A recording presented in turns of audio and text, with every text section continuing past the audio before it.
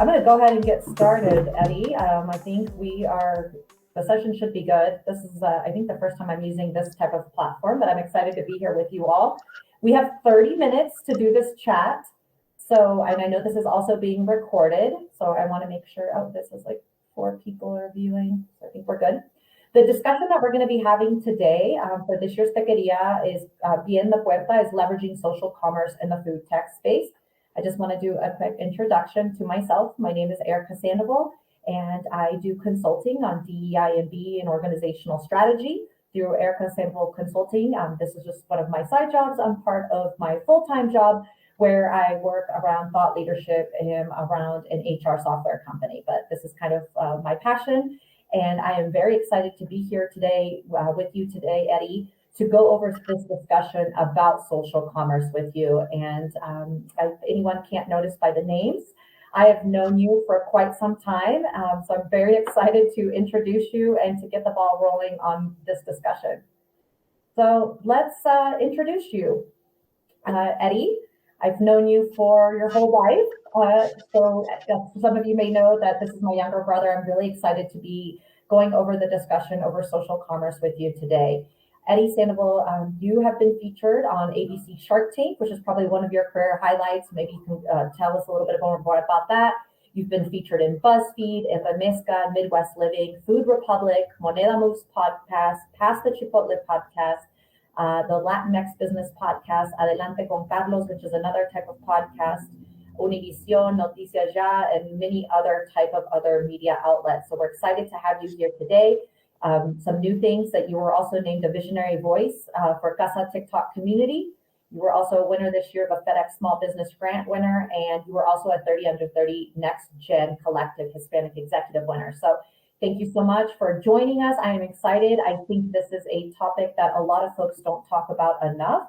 So we're excited to bring this forward and to talk a little bit about food and what it means and food commerce, especially in the realm of technology. I got a thumbs up that we're good to go, Eddie. So it sounds like we're sharing this and we're good to go.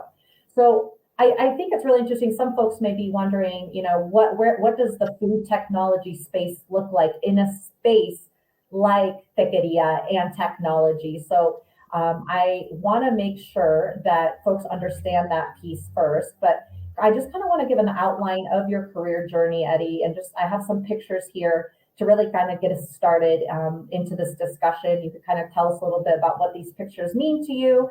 At first, when we were putting this presentation together, I know you're wanting to highlight some of the pictures with us, but I think this story is about you and your journey, and I have seen you from the start. So if you could tell us a little bit, Eddie, what is Pinole Blue? Why did you start the business? And then we're going to go right into the food technology piece. So thank you so much for joining.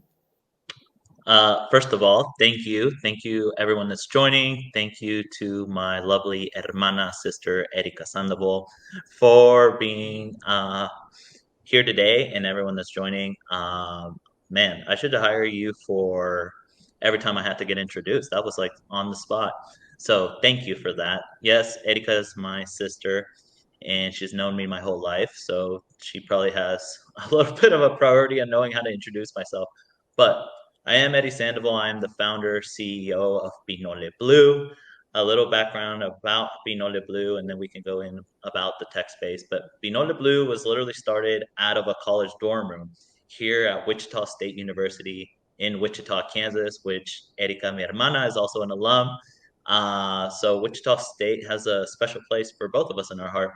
Pero I actually was studying business finance in undergrad at college at Wichita State, and I was trying to senior year hit, and I was really deciding what I wanted to do. Believe it or not, I thought someday I'd go work in like Wall Street or something in finance tech or something. But I discovered I had a really big passion for food, and not only that, but also just being able to trying to bring back some of these ancient ingredients that have been around forever.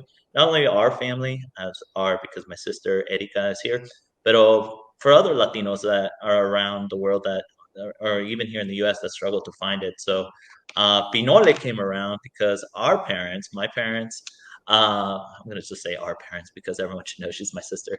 Our parents are from the northern state of Chihuahua in Mexico, and there's an indigenous community called the Raramoris or Tarahumaras, and they're known for running long distances of 50 to 100 miles up in the mountains with sandals made out of tires while drinking pinole. Pinole is literally roasted ground corn, but it has been around since before the Aztecs and the Mexicas were in Mexico because they discovered that when you roast the corn, you grind it, it actually lasts longer, so it preserved. And so they would use it more as a drink mix. So they would drink it with water when they were out with the warriors or out traveling or gathering. And so Pinole was just always around. And with our parents being from Chihuahua, and as I mentioned earlier, the Tarahumaras, our dad is from the same area in the rural parts of Chihuahua. And our dad was always drinking Pinole. And every time we went to do family visits in Chihuahua, we'd always have to bring back Pinole because you couldn't find it here in the US. And my sister at that time was living in Denver, Colorado, which is a huge outdoorsy area and a lot, actually in Boulder, Colorado, I'm sorry, and a huge outdoorsy area and a lot of people doing endurance athletes. And because of the book Born to Run, they were seeking Pinole as well. Born to Run talks about a journalist that went down to Chihuahua to study Tarahumaras, why they were so good at running. And so that's where I saw the problem. So every entrepreneur starts with the problem. So I was just like, okay, so we have the Hispanic market struggling to find Pinole because you couldn't even find it in the Mexican stores, La Panerias, you couldn't find it anywhere. And then you have American endurance athletes. So that's where I said, I should start this. So I brought up the idea to a college professor. She thought it was wonderful. Next thing you know, that senior year, last semester, I went down to the border, brought back half a ton of organic blue corn, and it started in my parents' garage. And from my parents' garage, my dorm room turned into the distribution center. We won the new venture competition, and the rest is history.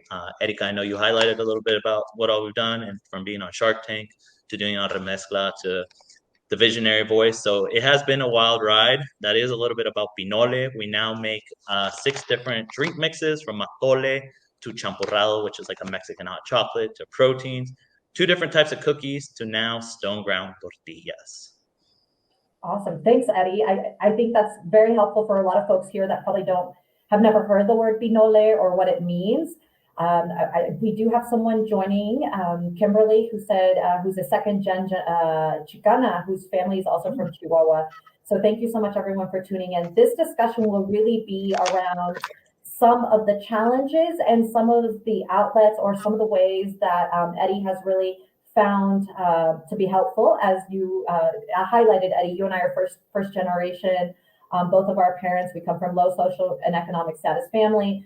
Did not have any of those outlets, also coming from a rural community in the center of the United States where folks often think, are there Latinos, are there Hispanics in these part of the community? So I think that's another part of your story, Eddie. But before we dive into that, can you tell us a little bit about what is food tech? I think when I first heard, going into the whole discussion of a startup, and especially in food, it is a whole nother ballgame. And I've learned so much through the lens that you have done through this. And as you know, Eddie, the way I eat, coming from a northern family, Mexican family, not eating meat, and also, really taking a health approach to what I've, into some of my diet, and especially when we're looking at Latino and Hispanic foods or Mexican foods at that. But I was wondering if you could go in a little bit, what is food tech, and why should we be, eyeing food technology right now, especially in the United States? Yeah, so I think food is probably the last thing people think about when it comes to technology. Uh, so if you look at history with food is probably one of the biggest ones that technology has actually helped us get to where we are right now. Even from the discovery of, even Pinole of how to preserve foods and how to making technology now with diesel powered, gas powered engines, and now solar powered. Food tech is the technology in food. I think at first it was more on the agricultural side, like how could we get bigger yields? How do we get how do we get food to preserve longer? But now I've seen a big transition lately has been now with food tech on not only that, but I think especially with the pandemic, this really elevated it of how do we get our food directly to customers by skipping a lot of the middleman, which we will talk about earlier.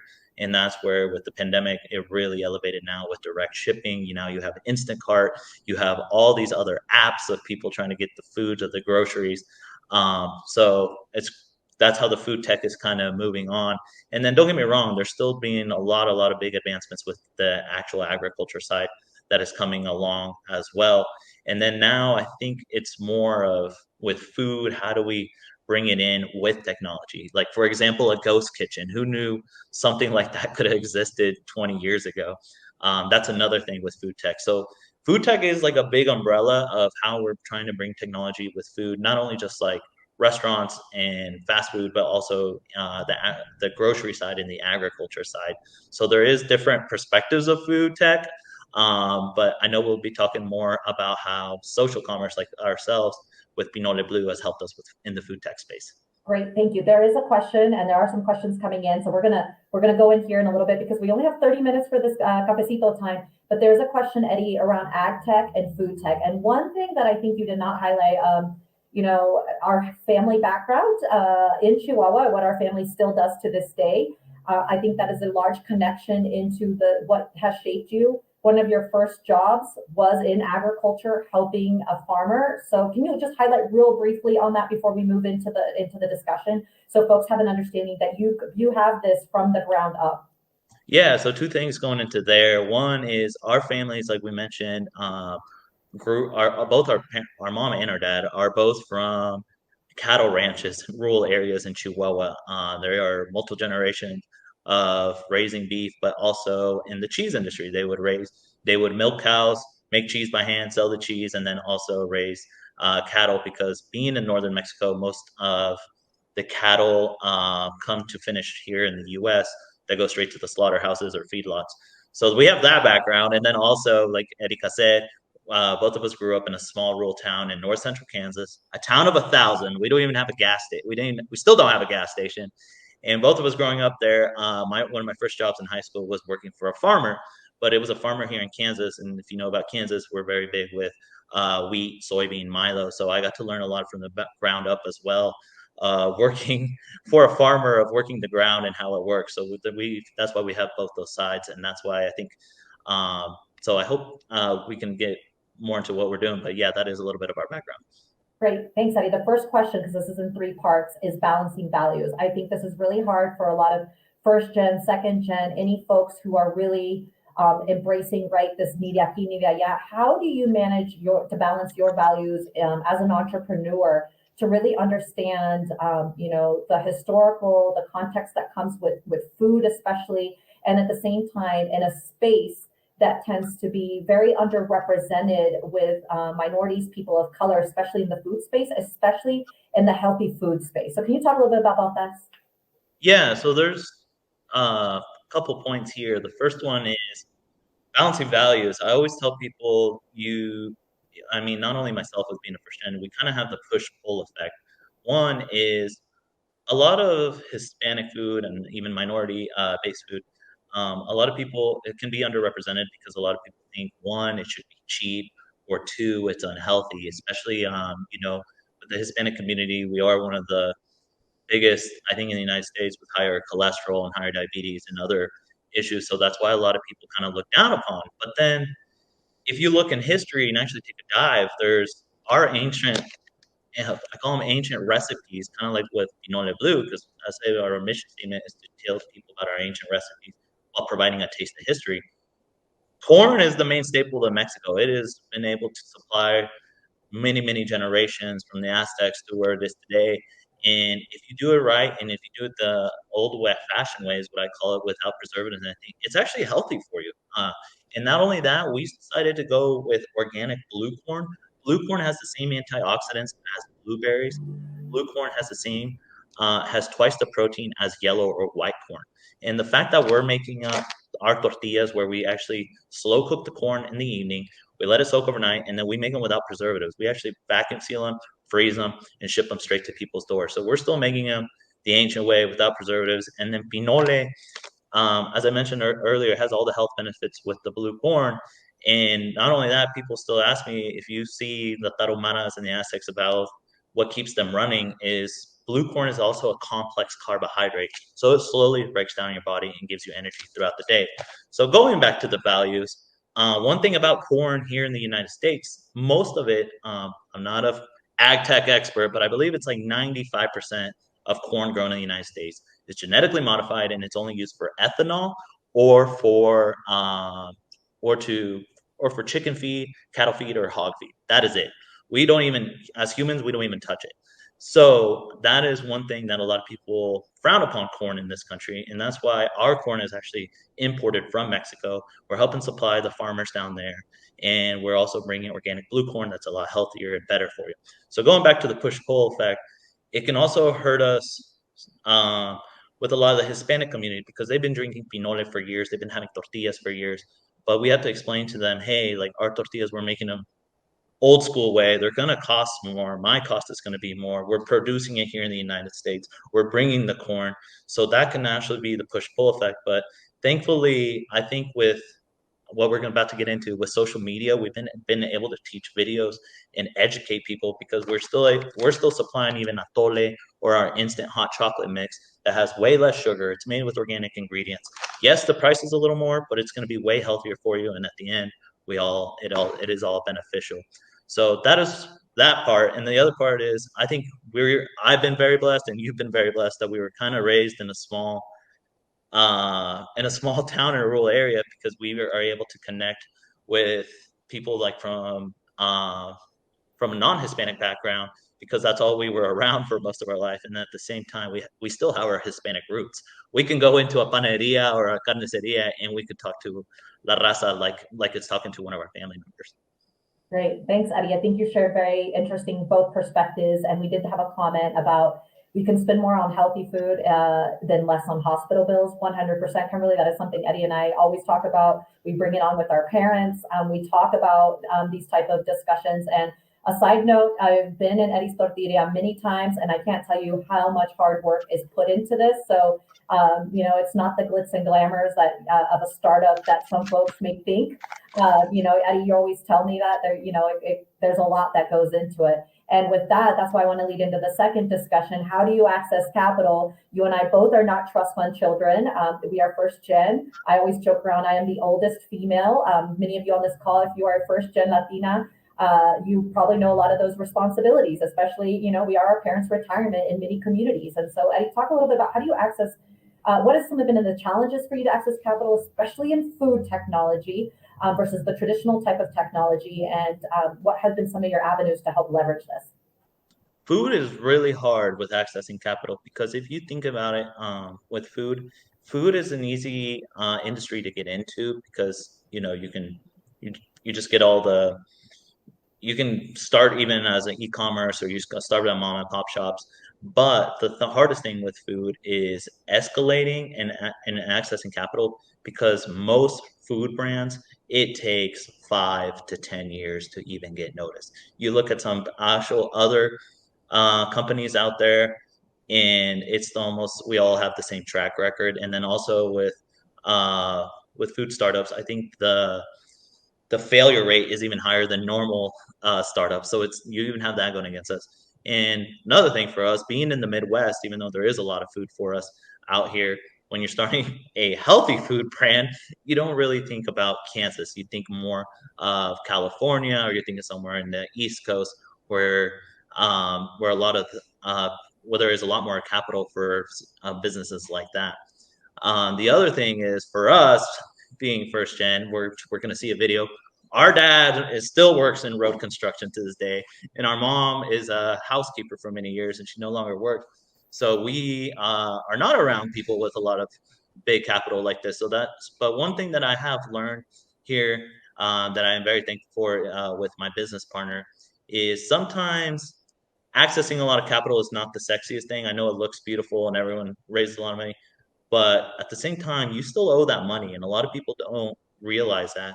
And one thing for us that we haven't raised money, we've been very blessed that I've noticed when your back's against the wall, that really helps create creativity. So not always just having money um, causes creativity, and that's one thing we're going to go into with the social commerce platform. Yeah, great, Eddie. Thank you for that. We're going to go straight into how do you leverage la comunidad? Community has been big. I always joke around. One of the pictures on this, when I introduced you, you were actually with the head singer of Los Tigres del Norte, which you've had an opportunity to meet so many different people. I'm a huge fan of Maria Hinojosa. You had a picture with her. So talking about how do you leverage the community and how have you brought social commerce, which is a whole new terminology that I've been learning about, especially with your generation. And it's been so powerful. So I'm gonna let you talk a little bit about this. You let me know when you're ready for the video, and I can try playing on my side. Yeah, so this is definitely where Pinole Blue, I think this has been our biggest thing. The pandemic hit, we were really wondering what the heck are we going to do trying to sell food. At that time, we were mostly just a wholesaler. We were selling to other retailers. The pandemic hit. At that time, my business partner, who was really incredible with videos, told me, "Hey, there's this new platform called TikTok. We should try it." We put our first video that we'll show here in a bit. The first video went viral. It hit almost 500,000 views. People from all over reaching out. And it was just a simple video showing of what Pinole is and how I started in my dorm room. But I think there was two things. One, I think everyone's aware the Hispanic population is the fastest growing population here. Two, Hispanic food is growing a lot by majority. I mean, look, you go anywhere now, I think tacos are still outbeating burgers, hot sauces beating ketchup and mustard. I mean, it is just incredible. Tortillas outsells bread. And so I think we have that momentum as well. And especially the Latino Latino population that's coming up is very young. And as we know, the Gen Zs love social media, and so I'm very blessed that our parents are also put us that grew us up that raised us listening to a lot of Mexican music and Mexican cultures and Mexican values. So that's why we grew up listening to Los Tigres del Norte, for example. So I think this has been an incredible space for me because I've been able to tell my story about how my parents came here. They told us about Pinole. We're using my mom's recipe for our sugar cookies that so many people really relate to in our videos. Now, so many people, it was like a sense of pride. They've been able to connect. They're like, oh my gosh, I haven't had a tortilla like that since I left Mexico. I love what you're doing. And that has really, really helped gain us momentum. It's been a little difficult being in the Midwest because, you know, most social media influencers or social commerce, you think of especially the West Coast and the East Coast. But the great thing with the pandemic is we were all at home and we were able to connect virtually. So we can go into show the video now. Great, thank you, Eddie. I think just to sake of time, we have a few minutes. I'm going to play the video, and then we're going to wrap up for our 30-minute cafecito. Give me a thumbs up, Eddie, if you can hear. I can't hear it. See the little volume thing? Aquí? No, the little volume on the right of where you hit play. Oh, aquí. Yeah. A ver si hay. Now go. You don't really need the volume. This one's more by text, but this shows you. This was our very first video.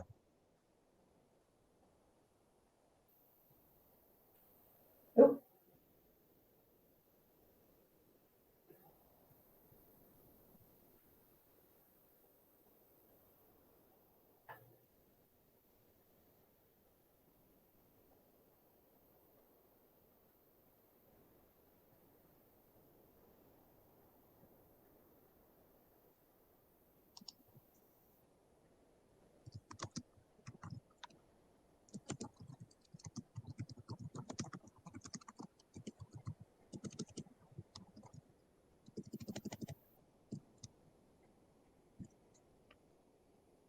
There you go. Okay. The video was Thank mostly you. text, but you can go to the next one. I think there was a discussion that you can't hear the video. Eddie's going to share his handles at the end so that you can actually hear and see a lot of these videos that we're talking about, because I know that the audio wasn't there. It was just more background noise. But I know we have 5 minutes to wrap up, Eddie. I want to make sure that we talked about 3 things before we wrap up. One was talking about balancing cultura, which is a big part in any type of startup. Right? I think it's also part of any career. I think that's something that I work in a lot of spaces as a Latino Hispanic professional. How do I balance both? So thank you for bringing that one up. The second one was addressing capital. Talking about how do you access when you're trying to fund a startup. But on top of that, even if you're not funding a startup or if you're looking to work in a startup, et cetera, again, from my perspective, today is Latina Equal Pay Day. ask for more money, págame, ask for ways of how you can implement and grow your career and your organization. So that was the second point. And then the third point here is leveraging the community and really finding other avenues. And Eddie, that's something that you talk a lot about. So what kind of words of wisdom or thoughts do you have for people, anyone trying to get into this business? And Eddie, you always tell me all the time when I tell you and I come up with these ideas, right? You give me the reality. And when I come visit you in the shop, it's a whole nother ballgame. I remember when Shark Tank aired and the whole family, our whole family was hands in. Yo soñaba, I was dreaming these tortillas were coming off the line in my face. So if there's any thoughts that you want to wrap up with and your contact information and what this QR code is. Yeah, so as we mentioned earlier, all our handles are right there. You just follow at Pinole Blue. You can find us on TikTok, Instagram, Facebook, YouTube. Our website is pinoleblue.com. We are mostly a social commerce. We ship tortillas. We ship all our products. You can find them on our website. So make sure you follow that. And when you go to our website, make sure you join our email newsletter as well. Biggest takeaway, I think, from today, I mean, this was incredible, but I think the biggest one is I think definitely talking about balancing, values, especially for a lot of second, third gen and others, is don't forget where you come from. I think that's the most important thing. A lot of we're talking about the Gen Zs who love TikTok, who love all these platforms. The youngsters are I call them youngsters. They're definitely more in what's behind the brand, behind the story, behind the founder than the actual product. So definitely put yourself out there, talk about what makes you different, and just be yourself. Yeah, thank you, Eddie. And with that, I'm going to see if there's any questions in the chat as we're wrapping up in the discussion. And then, Eddie, can you talk a little bit about, I think one of the things here is the TikTok piece, because I always thought it was for younger generations, but I am shocked how much of the Latino and Hispanic community use social media. Can you just, as we're ending this, talk a little bit about the power of social media in our communities, the power, our purchasing power. That's another thing, right? As we're seeing studies in the trillions, what our purchasing power is, and that connection. Two things. I remember I just saw the numbers, the Hispanic purchasing power in the United States. I don't remember how much it is in trillions, but if it was its own economy, it would be the fifth biggest economy in the world. Just put that in perspective. And then the other thing is, I just read the polls that the Hispanic population are actually the ones who spend more time on social media. And it's not only young people. I saw that even 50 to 60-year-old Latinos, I think, are starting to be like the top Facebook users right now. Great. Thank you, Eddie. And then another side note, can you talk a little bit about your contribution to the Indigenous community through your organization, right, as we wrap up? Yeah, this I think will be the best part to end on a good note. One thing, going back to values that we've decided here at Pinole Blue since day one, is that we have donated directly part of our sales to the Taro Marararawan community back to Chihuahua. So thank you everyone who has placed an order. Thank you everyone who supported, and that's what we do. So thank you. Yeah, thank you everyone for joining us on this 30-minute cafecito. Please make sure to follow, support. There are some lots of packages that you can purchase and try, but also following through social media, the power of connecting through community, sharing videos. I think, Eddie, is another thing that we often talk about. So thank you, everyone. I hope you enjoy the rest of the conference. Saludos. Saludos, gracias.